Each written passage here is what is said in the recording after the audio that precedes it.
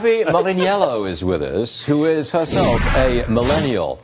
Seriously now, do you take offence to that kind of skit where the young millennial looks pretty bad?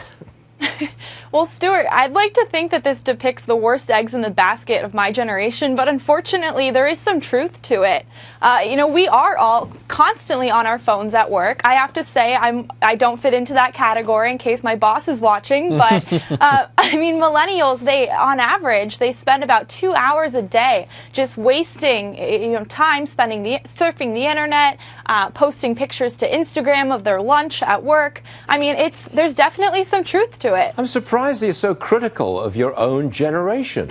But the classic, there's two things that millennials are often criticised for. Number one, they're lazy. And from my personal experience, I think that's absolutely untrue. But number two, what you saw in that skit, they're entitled. They think that they are entitled to a promotion after 3 days. I mean, obviously that's an extreme. Deal with that. Do you think millennials feel entitled?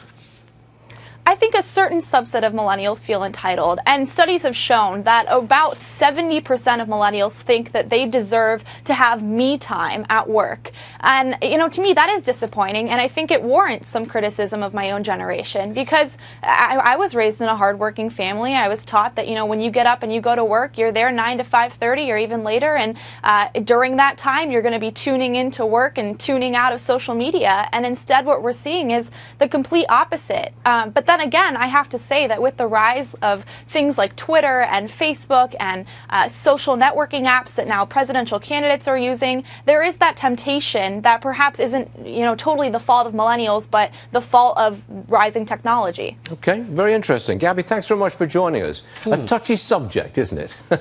It is indeed. Thanks for having me. Yes, sure thing.